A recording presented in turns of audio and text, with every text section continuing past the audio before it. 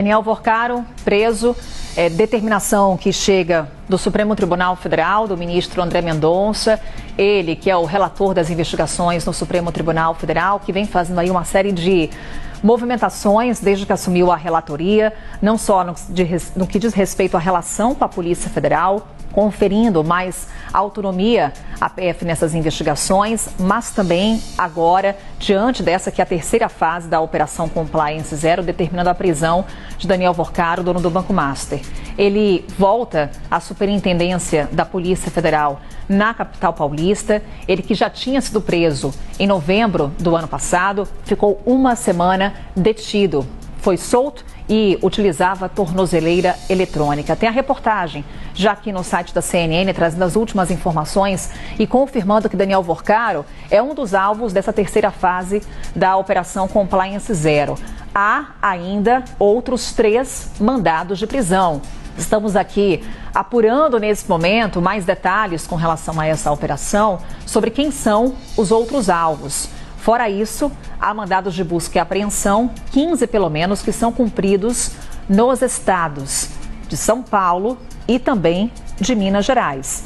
Portanto, Daniel Vorcaro agora já estaria na superintendência da Polícia Federal, na capital paulista. Daqui a pouquinho nossas equipes também estarão por lá, destacando essa movimentação. Defesa de Daniel Vorcaro, até o momento, não se pronunciou. Daniel Vorcaro, que é preso em São Paulo, nessa nova etapa das investigações que apuram suposta prática dos crimes de ameaça, corrupção, lavagem de dinheiro e invasão de dispositivos informáticos praticados por organização criminosa. Portanto, é uma operação que apura suspeitas de fraude no Banco Master. Prisão já foi cumprida pela Polícia Federal.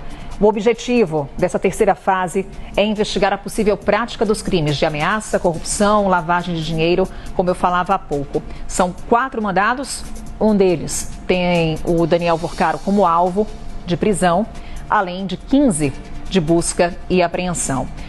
Agentes também cumpriram ordens de afastamento de cargos públicos e sequestro e bloqueio de bens, no montante de até 22 bilhões de reais, com o objetivo de interromper a movimentação de ativos vinculados ao grupo investigado e preservar valores potencialmente relacionados às práticas ilícitas apuradas. E importante esse ponto aqui, Théo Cury, está na reportagem do site da CNN Brasil, dele Jonas Maia, foi um comunicado à imprensa, no qual a Polícia Federal informa que, nesse momento, também são cumpridas ordens de afastamento de cargos públicos e sequestro e bloqueio de bens, um montante de 22 bilhões de reais. É um valor muito alto, é um ponto importante de a gente mencionar e de prestar atenção para o que pode ter motivado um bloqueio nesse valor. A Polícia Federal mencionava, pelo menos até quando essa investigação começou, que as fraudes poderiam gerar em torno de 12 bilhões e 200 milhões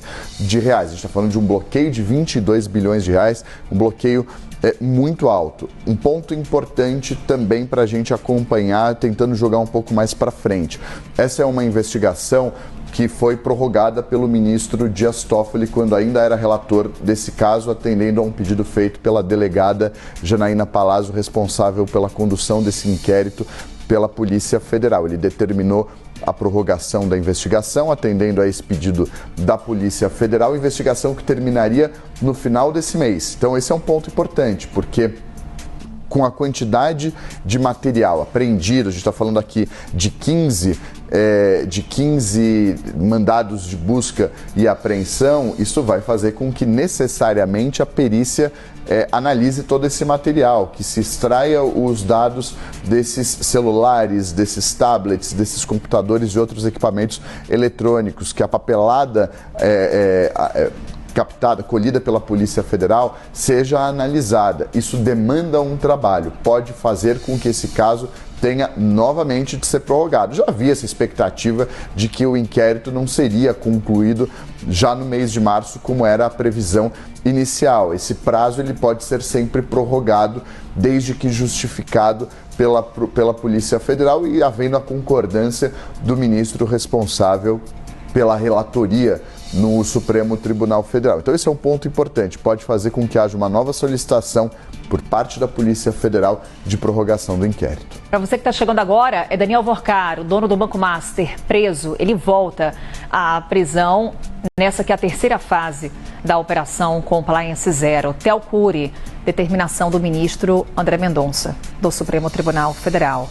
Ele já está imprimindo um novo ritmo a essas investigações, ao andamento desse caso no Supremo? Algo que tudo indica sim, o que vai ficar muito claro é na decisão, quando essa decisão for pública. Eu digo isso, Carol, porque vendo de primeira pode parecer que sim. Ele chegou, assumiu o caso, em 2, 3 semanas determinou a prisão do Daniel Vorcar, que até então estava em liberdade provisória mediante uma série de medidas que deveriam ser cumpridas. Só que no meio do caminho pode ter acontecido alguma coisa que a gente não sabe que tenha justificado essa ordem de prisão. Por isso que eu digo que talvez seja cedo agora, nesse momento, dizer que é o ministro imprimindo um novo ritmo, mas é um questionamento importante.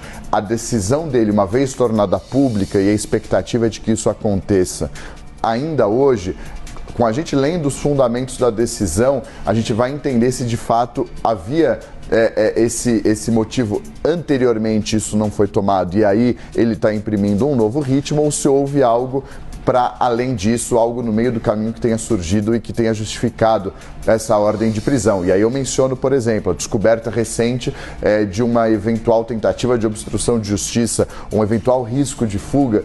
Tudo isso justifica a determinação de uma prisão preventiva. Isso não diz respeito se um ministro está sendo mais célere ou não, ou imprimindo um ritmo diferente do outro ou não. Então, ainda é cedo, talvez, para dizer se é uma nova forma de lidar do ministro André Mendonça. Isso tudo vai ficar muito claro quando a determinação dele for tornada pública. Lembrando que a expectativa é de que isso aconteça ainda hoje. Normalmente há um prazo para que o ministro torne pública, não há um prazo regimental, obviamente, mas o ministro costuma esperar toda a operação ser concluída pela Polícia Federal, essa comunicação ser feita, e não é formalmente, pode ser até informalmente, ao Supremo Tribunal Federal, dizendo, olha, tudo que foi determinado foi cumprido, já está tudo certo, dá um tempo, o ministro normalmente divulga a decisão dele e aí ajuda a entender esse contexto do que motivou e o que tem por trás.